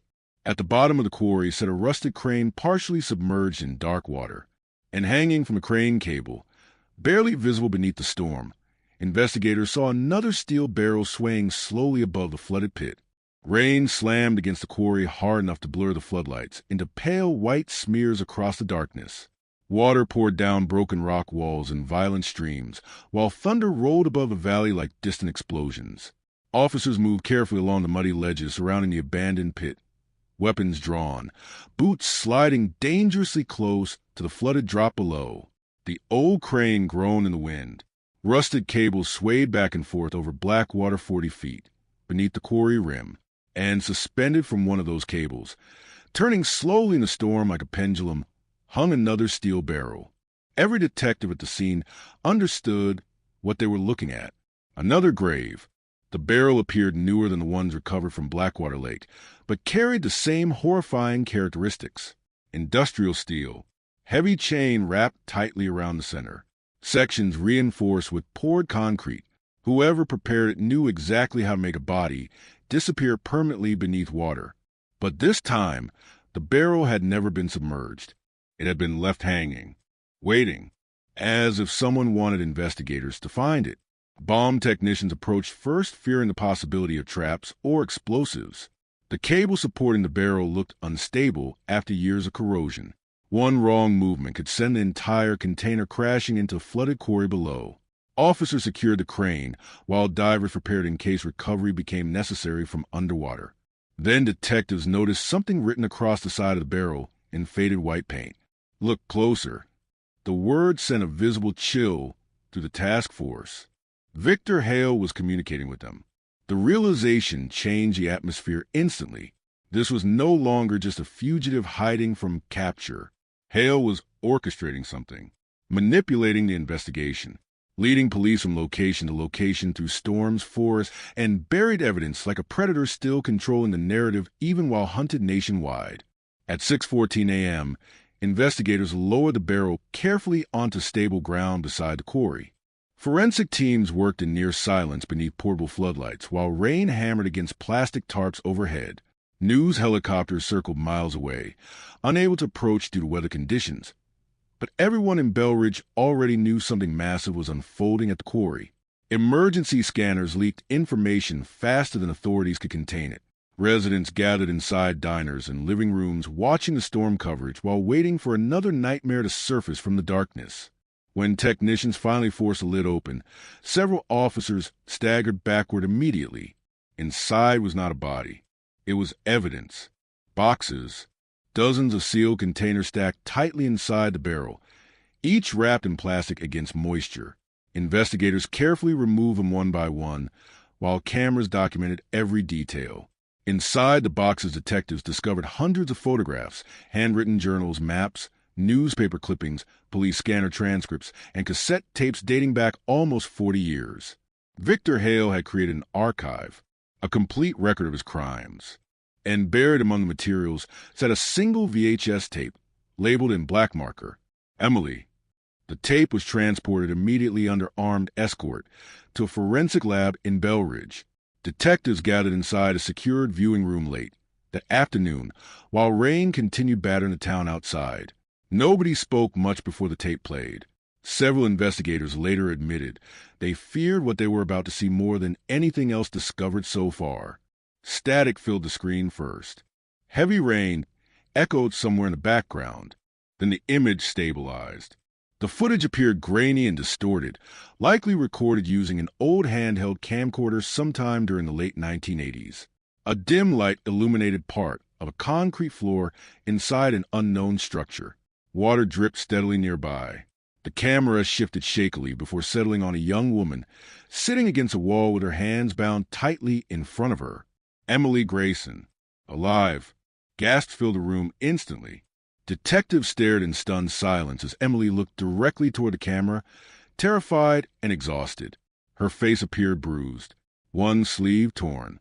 Mud covered portions of her jeans, exactly matching Leonard Pike's description from the night she vanished. The timestamp in the corner read October 18th, 1989, hours after her disappearance. Emily's voice trembled as she spoke. He said if I stayed quiet, he'd let me go. The tape continued for nearly 18 minutes. Investigators watched helplessly as Victor Hale's voice occasionally drifted from behind the camera, asking questions calmly, almost conversationally. He asked Emily whether anyone would come looking for her, asked if she believed people truly knew who she was, asked whether she trusted strangers too easily. The entire interaction felt deeply disturbing because Hale never shouted, never sounded angry. His tone remained controlled and eerily patient throughout the recording. At one point, Emily began crying and begged to contact her mother. Halle laughed softly. You already disappeared, he whispered. The tape abruptly ended seconds later. No murder captured. No clear location visible. But for the first time in 27 years, investigators possessed undeniable proof that Emily Grayson had been abducted and held captive by Victor Hale. Bell Ridge exploded. National news networks interrupted regular programming to report the existence of the tape. Legal experts debated whether investigators should release portions publicly. Emily's family refused to watch the footage after learning basic details.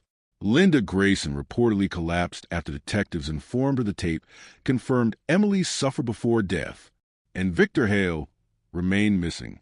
But buried inside the recovered journals from the quarry barrel, investigators uncovered something even more terrifying than the tape itself. Names. Pages and pages of names. Some corresponded to known missing women. Others belonged to individuals never reported missing at all. Next to certain names, Hale included dates, locations, weather conditions, and cryptic comments written in meticulous handwriting. Too much attention. Wrong vehicle. Trusted me quickly. Kept screaming. The journal suggested Hale stalked hundreds of women over decades while selecting only certain victims. Investigators compared the entries against unsolved disappearances nationwide and immediately identified possible matches stretching across 7 states.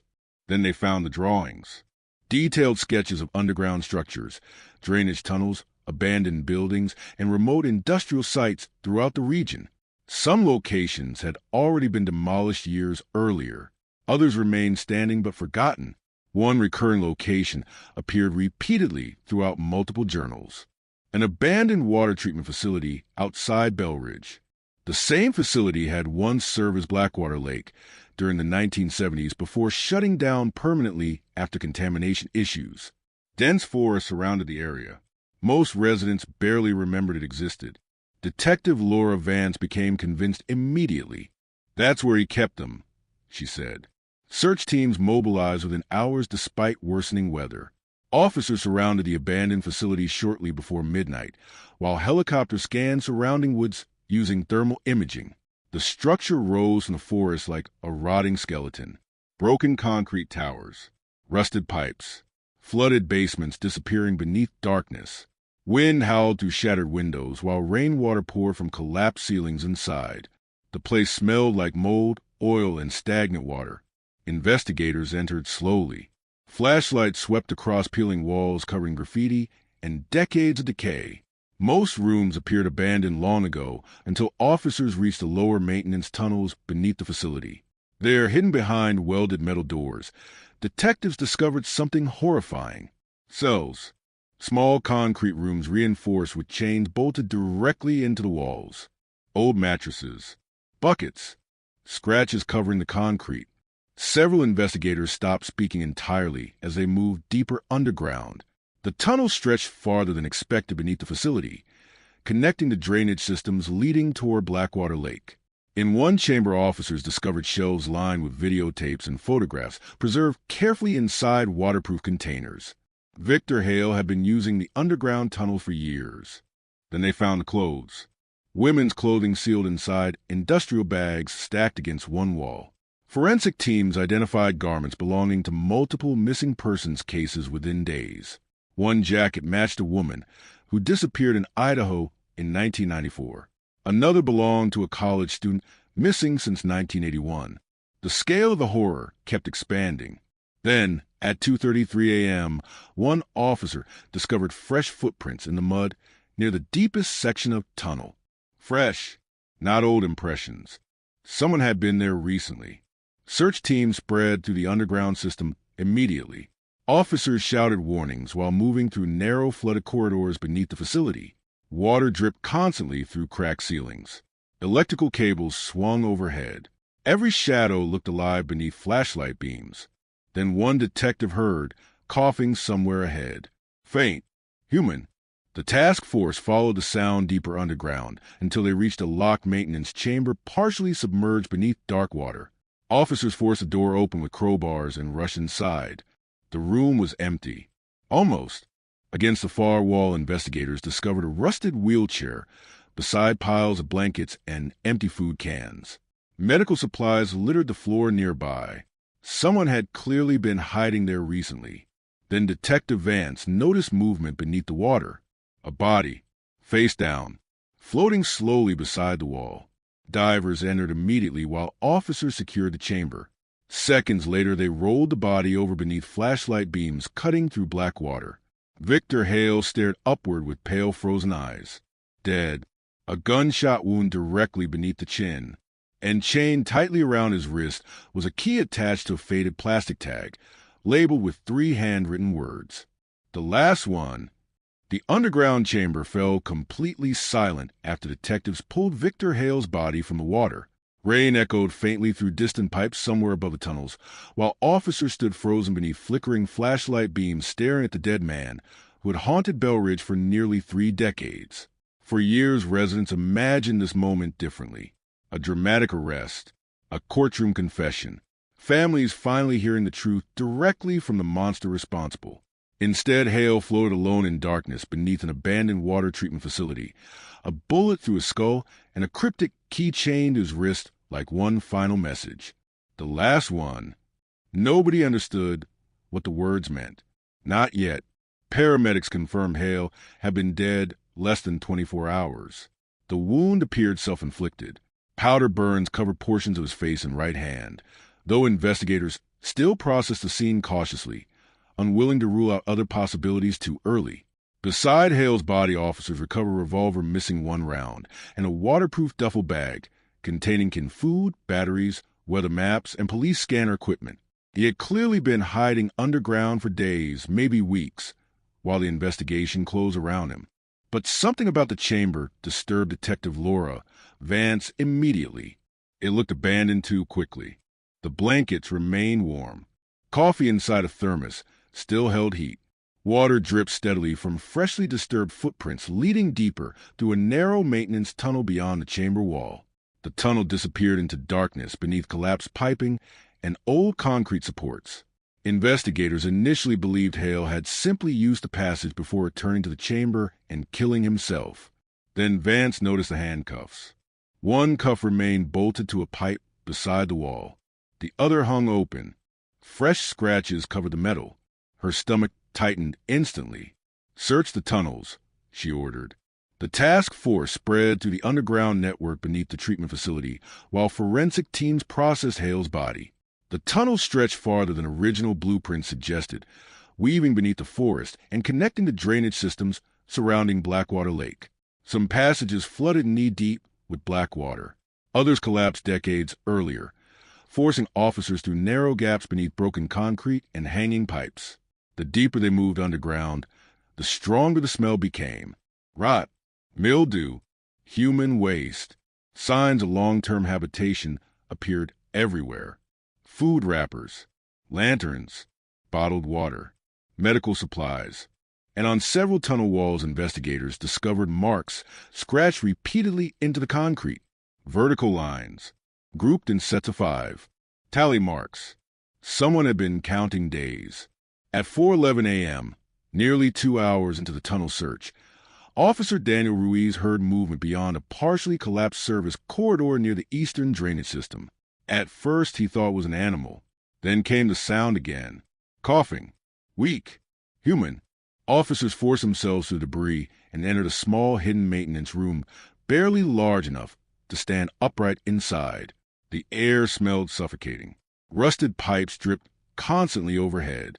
Flashlight beams swept across filthy blankets piled against one wall, and then someone moved beneath them.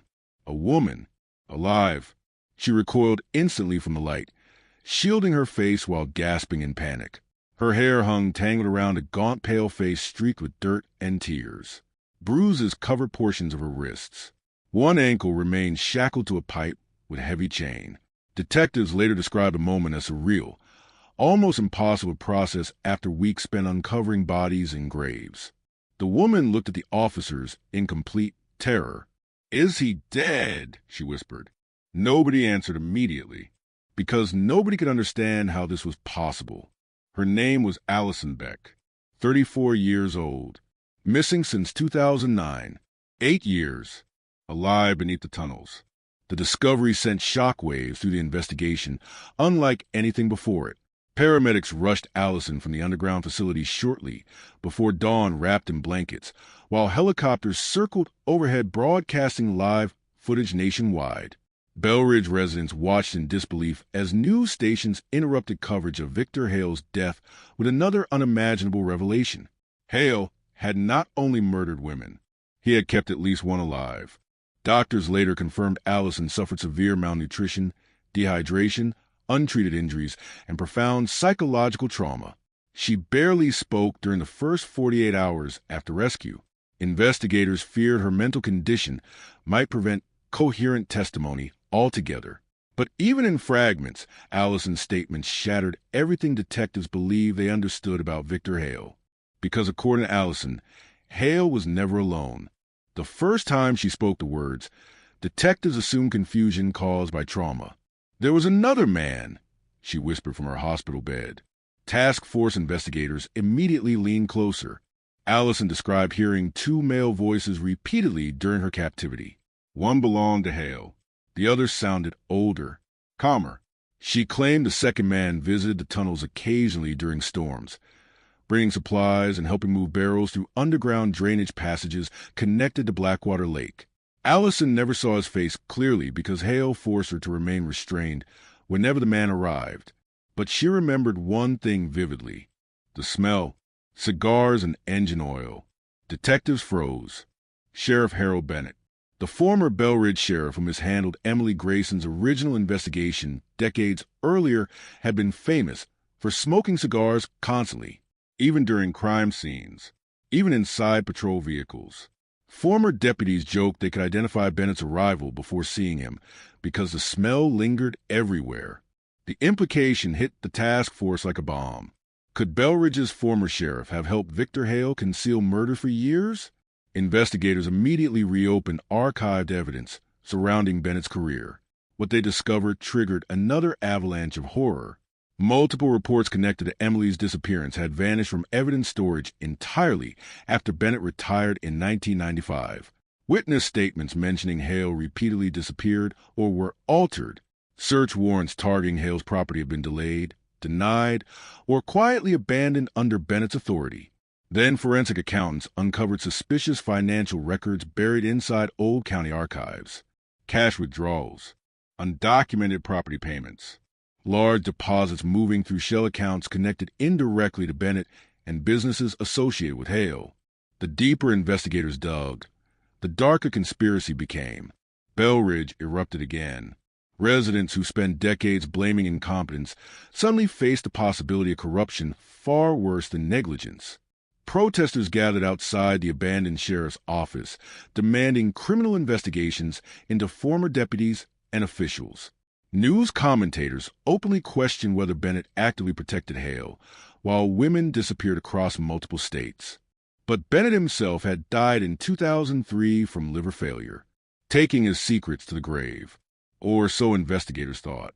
Because buried inside Victor Hale's recovered journals, detectives found repeated references to someone identified only as HB. The entry stretched across nearly 20 years. HB cleaned the reports. HB says storms solve everything. HB wants the barrels deeper. One entry dated October 21st, 1989, 4 days after Emily disappeared, contained a sentence that made detectives physically sick. HB says the mother asks too many questions.